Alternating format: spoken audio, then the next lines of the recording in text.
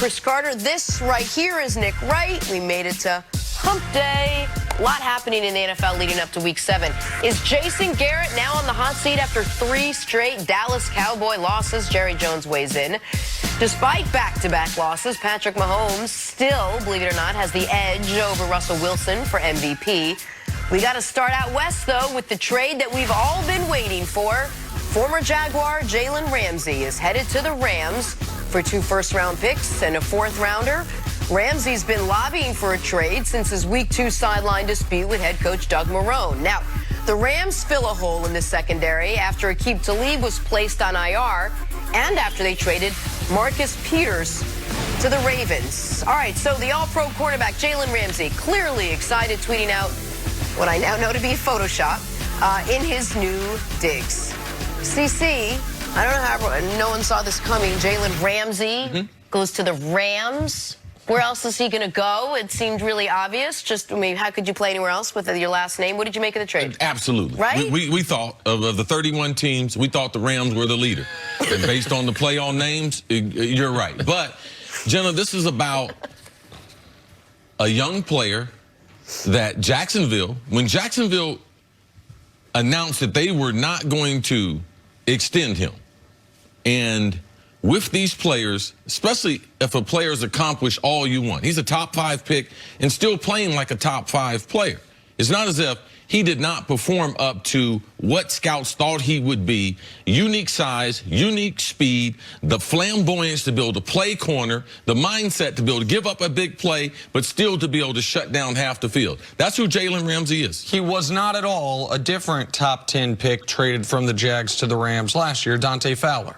Yes. A player who was taken in the top 10, never lived up to Often injured, not available. And so this was a guy who lived up to and exceeded whatever realistic expectations you had for him when you took him in the top 5. And I don't want fans to think that Jacksonville, because this player was disgruntled, that they got really the short end of this deal. Jacksonville did well. Now, what they did was they stayed firm as if we're not going to trade him. The owner even said, oh, he'll be playing on Sunday. I didn't think Jalen was going to play. Jalen's not a guy that would be bluffing, and that back injury was going to be something that they couldn't force him to get on the field. So I'm glad the general manager, David Caldwell, of the Jacksonville Jaguars, he calls one of his buddies, Les Snead, and they work out a deal. Because he had turned down deals for first-round draft picks and players that you would evaluate and say they have a first-round grade on them. But him and his buddy, Les Snead, they were buddies in Atlanta. There's 2 other first-round draft picks, not only Fowler, but the quarterback, but Blake Bortles. He's on the Rams now, too. So they'll join Ramsey and make it a little more familiar.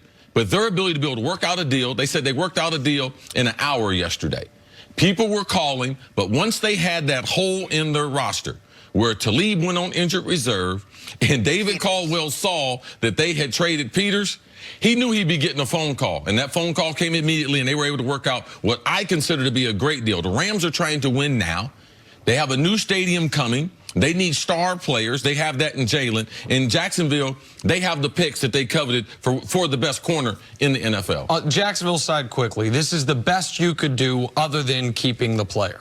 Much like the Raiders, the best they could do other than keeping Khalil Mack was get 2 first-round picks. The Dolphins, the best they could do other than keeping Tunsil, and maybe even better than keeping Tunsil, 2 firsts and a 2nd because of the desperation of Houston. So for Jacksonville, given the fact that even though Gardner Minshew's been better than expected, they're 2-4. They're in a division with 2 quality teams in Houston and Indianapolis. And by the way, I know they signed Nick Foles, but I don't think they are certain they have their quarterback of the future. Now they have 4 first-round picks in the next 2 years if they want to target a quarterback, if they want the ammunition. So if you had to move on from Jalen, you did well. For the Rams, it's a little trickier, because the Rams added a star player and to a position of need in this regard. The last 3 weeks, this has been a terrible secondary. Now Aqib Talib, their best corners on IR. Marcus Peters, a player they traded a 2nd-round pick for from Kansas City. He had some boom moments, but as has been the case throughout his career, a few too many bust moments, and there were questions about his fit almost emotionally within that locker room. They move off him. Now they have gaping holes in their secondary. So Jalen Ramsey adds a huge plus there, and now you could argue that they have the two best defensive players in football. You could make the argument. Now, I understand some people say edge rusher more important, but Aaron Donald and Jalen Ramsey, that's the best D lineman in football, and a player going into this year was considered the best corner in football. That's the plus side for the Rams. The downside is they are building this team in a different way than any team in modern NFL history. They have not had a first-round draft pick since they took Jared Goff.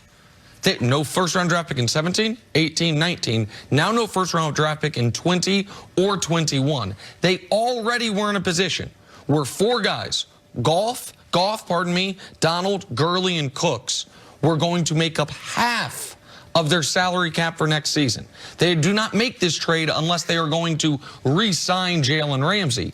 So now you are going to have the most top-heavy, talent-heavy at the very elite spots roster that we in the salary cap era that we have seen, at least from cap allocation. Sure. Can you make that work, and can you, with that type of roster, sustain the inevitable injuries that thus far this year they have not been able to sustain? So that's definitely the question. But that model worked for them last year, getting all the way to the Super Bowl. Coming into this season, some talked about them as the Super Bowl favorites in the NFC. Do you look at them sort of more on that play now after getting Jalen Ramsey, despite where the record is? Well, they're trying to stay in the playoff hunt. Right now, there are 3 losses in the loss column behind San Francisco. You can't think that with San Francisco having 11 games, the Rams having 10 games, Jalen Ramsey is going to be worth 4 more games in that short period of time. No.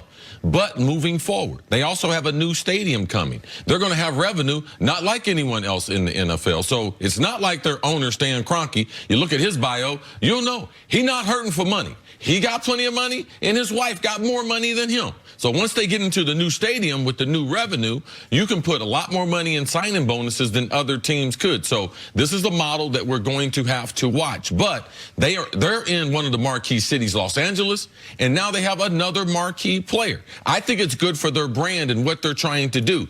When you're in Los Angeles, you're just not in another NFL city. Right. Like, you are vying for people's dollar to entertain them. And that is, I would call, the capital as far as entertainment.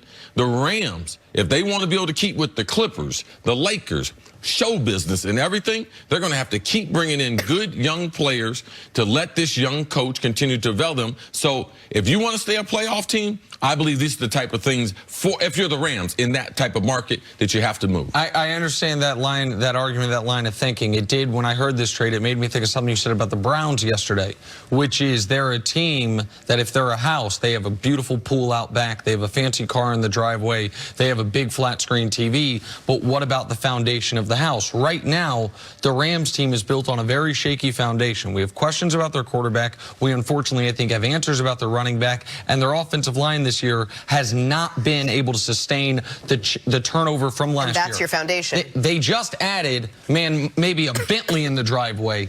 I'm not certain if that was the best allocation of their resources. We'll see if they can pull themselves out of this hole. This is the thing about the guys that they're paying. They're paying their best players on their team, who are some of the best at their position, and they're the best guys in the locker room.